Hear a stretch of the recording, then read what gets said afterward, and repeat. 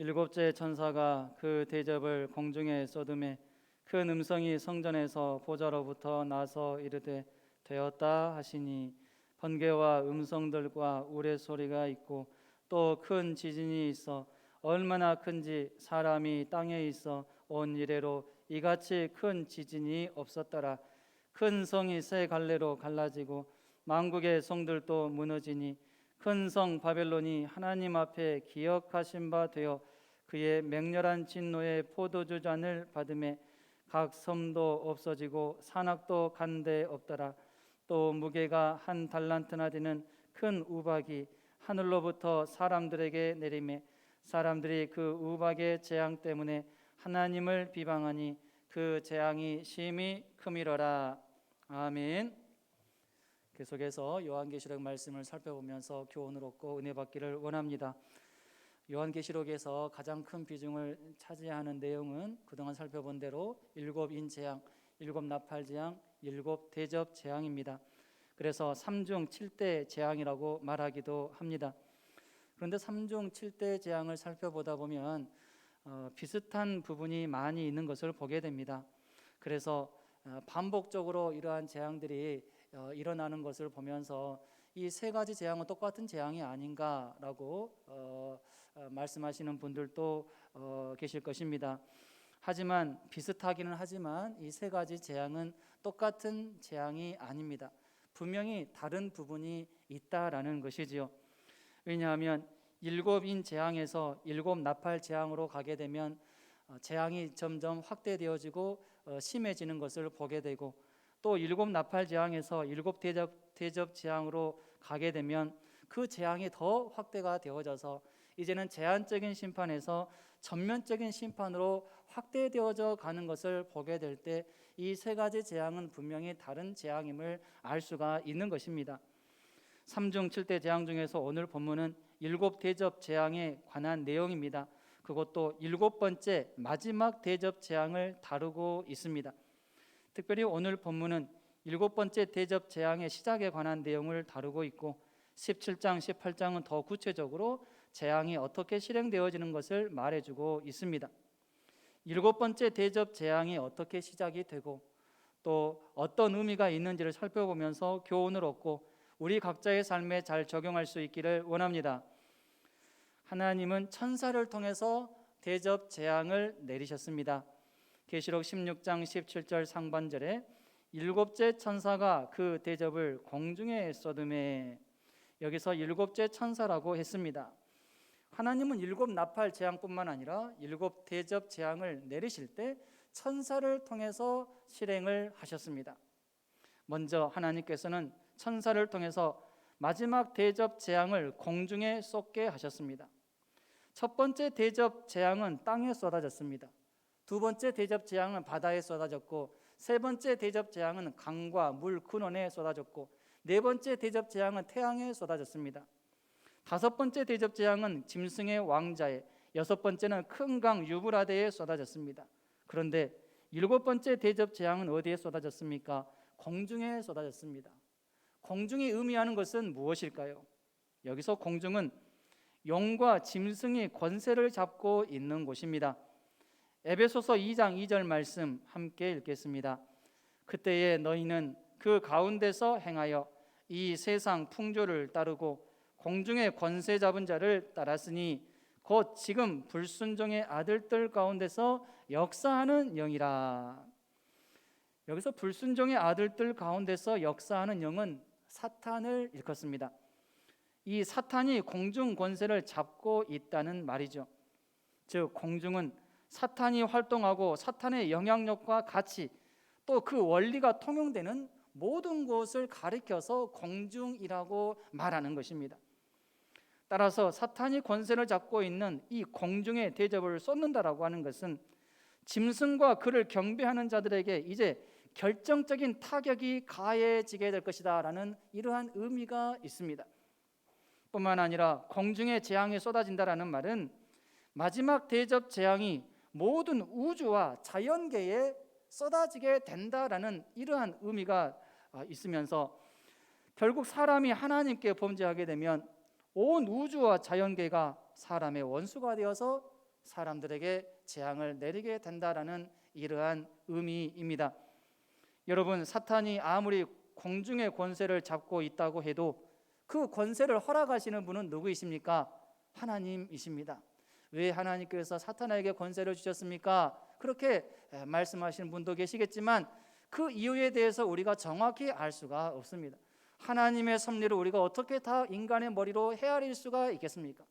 그러나 분명한 것은 하나님의 뜻이 있어서, 섭리가 있어서 사탄에게도 공중의 권세를 허락하셨다라는 것이죠. 그리고 하나님께서 주신 그 공중의 권세를 가지고 온갖 악한 일을 하는 이러한 사탄을 7번째 대접 재앙을 통해서 확실하게 심판하십니다. 여러분, 우리가 정말로 두려워하고 경배해야 될 대상은 누구입니까? 공중 권세를 잡고 있는 사탄입니까? 아니면 사탄까지도 심판하시는 하나님이십니까? 우리는 하나님만을 경배하고 하나님만을 두려워하면서 살아야 될 줄로 믿습니다. 우리는 선택을 잘 해야 됩니다. 오늘 본문에서 하나님께서는 되었다라고 선언하십니다. 16장 17절 하반절입니다. 큰 음성이 성전에서 보좌로부터 나서 이르되 되었다 하시니, 되었다라고 말씀하십니다. 우리는 상대방과 대화할 때 됐어, 됐다라고 말할 때가 있습니다. 여기서 됐어라는 이 말에는 두 가지 의미가 있습니다. 긍정적인 의미가 있는가 하면 부정적인 의미도 있습니다. 억양에 따라서 그 의미가 달라지죠. 그래서 됐다, 됐어 이렇게 얘기를 하면 참 기분 좋은 이제 의미가 있는 거죠. 모든 일이 잘 되었고 잘 마무리되었다, 잘 풀렸다라는 이러한 의미에서 됐다, 됐어 이렇게 말을 하는 거죠. 그런데 조금 억양을 달리해서 됐어, 됐다니까 이렇게 얘기하면 어떻게 됩니까? 의미가 달라지죠. 부정적인 의미가 더 부각이 되는 것입니다.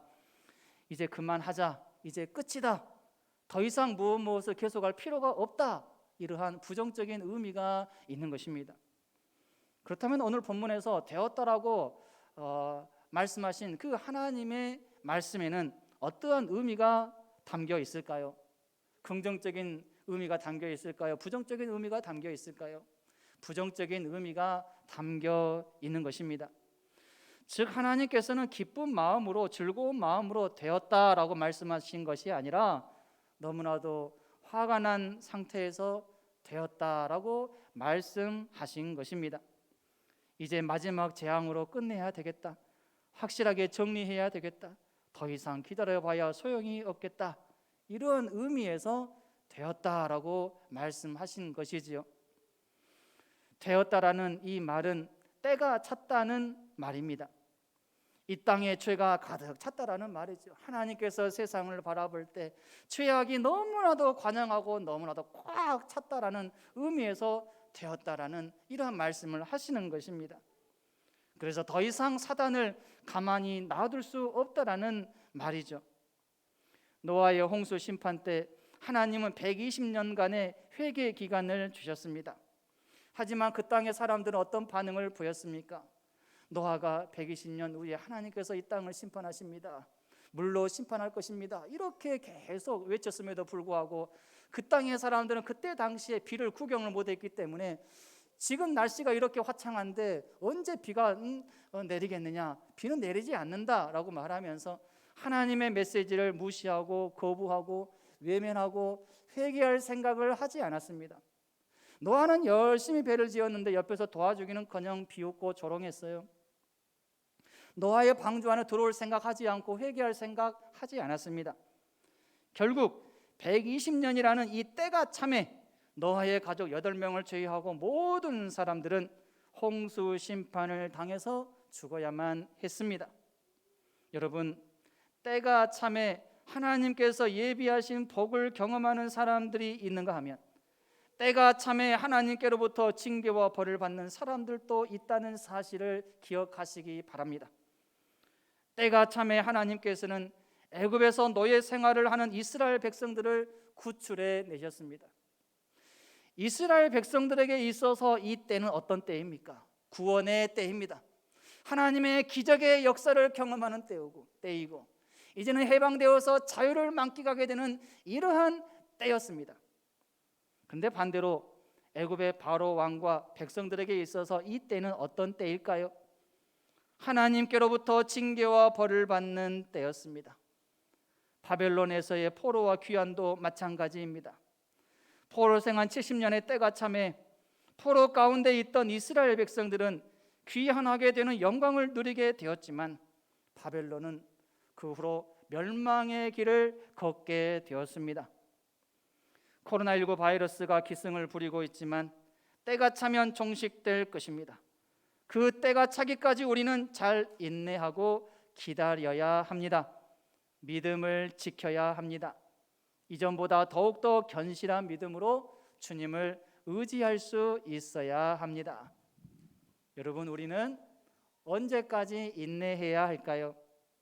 우리가 천국에 들어갈 때까지 인내해야 되고 주님께서 재림하실 때까지 인내해야 될 줄로 믿습니다. 주님께서 재림하실 때가 점점 가까워지고 있습니다. 계시록 16장 5절에 보라, 내가 도둑같이 오리니 누구든지 깨어 자기 옷을 지켜 벌거벗고 다니지 아니하며 자기의 부끄러움을 보이지 아니하는 자는 복이 있도다 라고 했습니다. 하나님께서 예정하신 그 때가 차기까지 최선을 다해 믿음을 지킬 수 있는 우리 모두가 될 수 있기를 바랍니다.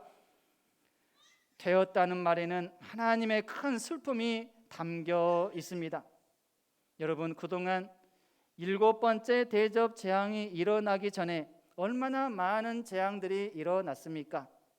7인을 하나씩 뗄 때마다 재앙이 일어났고 7 나팔 가지고 있는 천사들이 나팔을 불 때마다 재앙이 일어났고 첫 번째 대접부터 6번째 대접까지 재앙이 일어났어요. 그리고 지금 마지막 대접 재앙이 일어나고 있는 것입니다.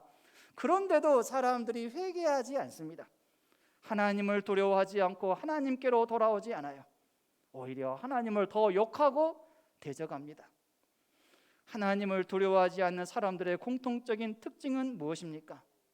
재앙 가운데서도 하나님을 욕하고 대적한다라는 것입니다. 이것이 공통적인 특징입니다.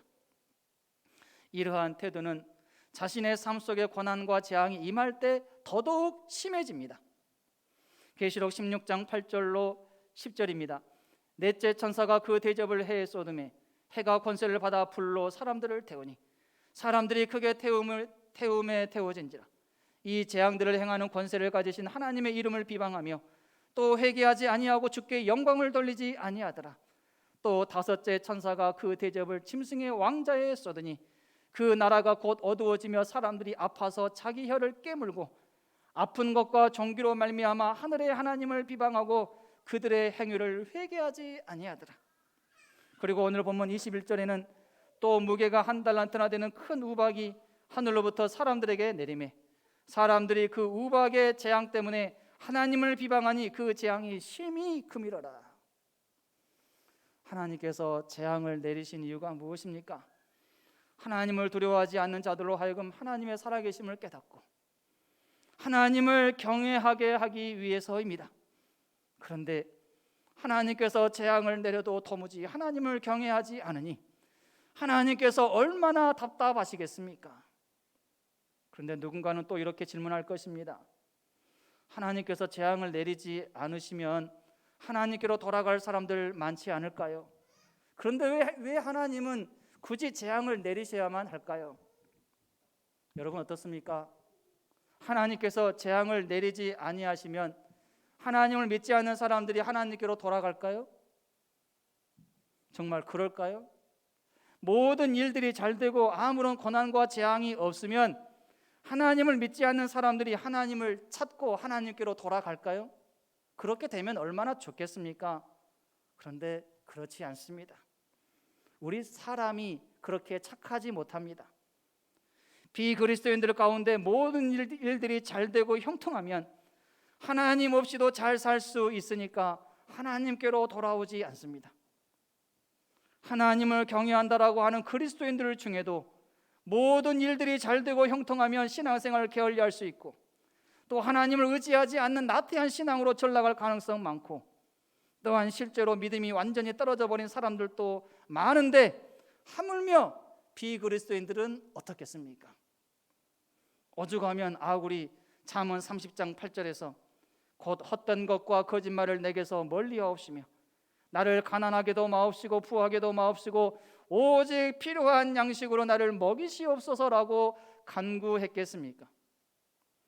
재앙과 고난을 통해서라도 회개하고 신앙을 회복하며 하나님을 찾게 된다면 그 사람의 인생은 수지 맞은 인생입니다. 재앙과 고난이 없었더라면 하나님을 두려워하지 않고 계속 사탄의 지배를 받으며 살다가 결국 지옥 백성이 될 텐데, 재앙과 고난을 통해서라도 이제 하나님의 백성이 된다면 천국 백성이 될 수 있기 때문입니다. 중요한 것은 무엇입니까? 나의 삶에 고난과 재앙이 찾아올 때 그 고난과 재앙을 통해서 회개할 부분은 회개하고 하나님을 더 찾고 더 의지하며 믿음 생활 잘하는 것입니다. 그런데 안타깝게도 고난과 재앙을 통해서 하나님께로 돌아오는 사람들보다 고난과 재앙을 통해서 하나님을 떠나고 신앙생활을 중단하는 사람들이 훨씬 많습니다. 이것이 하나님의 마음을 아프게 하는 것입니다. 그러나 그럼에도 불구하고 하나님께서는 재앙과 고난을 내리지 않을 수 없습니다. 그 이유는 무엇일까요? 하나님께서 마음이 너무나도 아파도 재앙과 고난을 내릴 수밖에 없는 그 이유가 있습니다.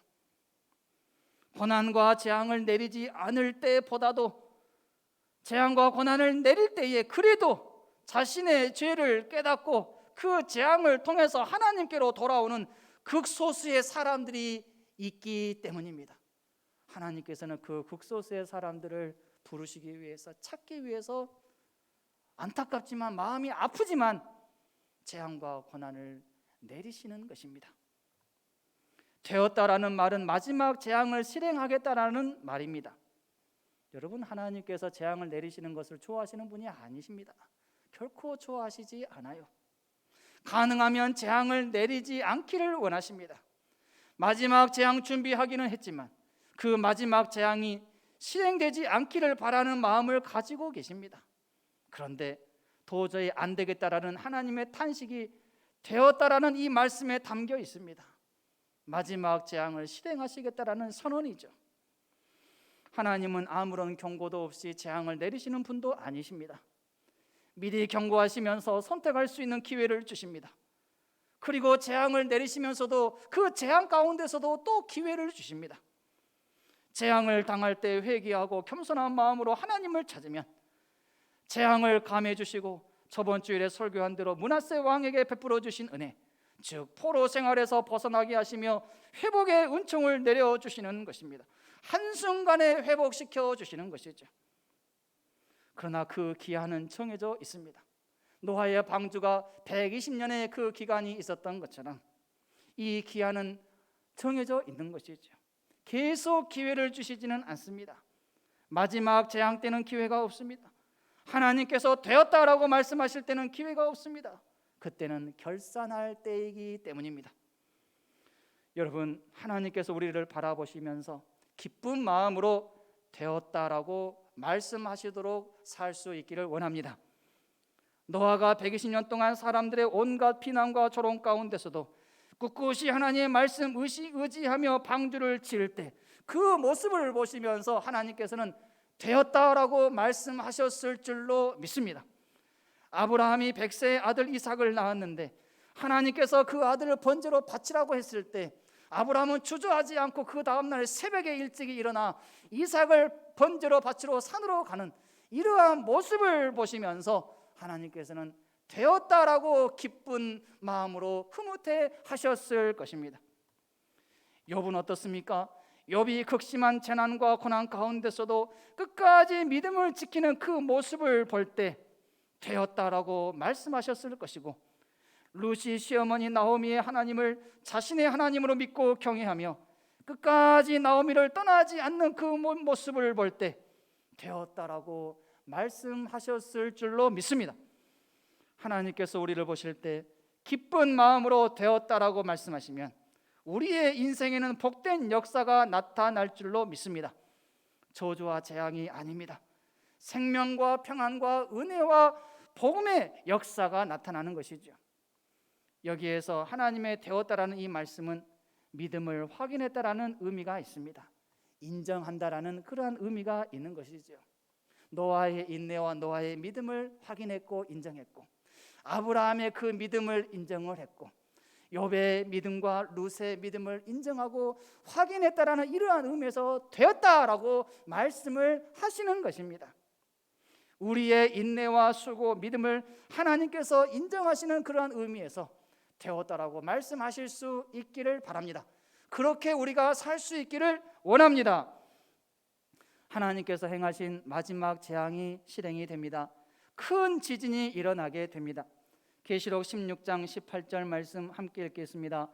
번개와 음성들과 우레소리가 있고 또 큰 지진이 있어 얼마나 큰지 사람이 땅에 있어 온 이래로 이같이 큰 지진이 없었더라. 이 지진은 하늘에서의 지진이고 땅에서의 지진입니다. 하늘과 땅의 지진 모두를 아우르는 지진입니다. 이 땅의 그 어떠한 지진계로도 측량할 수 없는 지진입니다. 히브리서 12장 26절로 27절입니다. 그때에는 그 소리가 땅을 진동하였거니와 이제는 약속하여 이르시되 내가 또 한 번 땅만 아니라 하늘도 진동하리라 하셨느니라. 이 또 한 번이라 하심은 진동하지 아니하는 것을 영존하게 하기 위하여 진동할 것들 곧 만드신 것들이 변동될 것을 나타내심이라. 이 지진은 자연계의 최후의 지진입니다. 회복 불가능한 지진입니다. 곧 지구를 파괴하는 최종적인 지진인 것입니다. 큰 성 바벨론이 무너집니다. 계시록 16장 19절입니다. 큰 성이 세 갈래로 갈라지고 만국의 성들도 무너지니 큰 성 바벨론이 하나님 앞에 기억하신 바 되어 그의 맹렬한 진노의 포도주 잔을 받으매. 여기서 큰 성은 어떤 성을 말합니까? 하나님을 거역하고 배반하고 하나님의 백성들에게 지독한 고통을 안겨주는 모든 세력을 가리켜서 큰 성 바벨론이라고 말하는 것입니다. 요한계시록에 쓰이던 당시에 이 바벨론은 로마 제국을 의미했습니다. 그리고 오늘날의 바벨론은 하나님과 기독교를 대적하는 이 세상 나라의 모든 세력을 통칭합니다. 공중 권세 잡은 자가 영향력을 행사하고 통치하는 곳, 곧 그들이 득세하는 것처럼 보이는 이 세상 구조 그 자체가 큰 성 바벨론인 것입니다.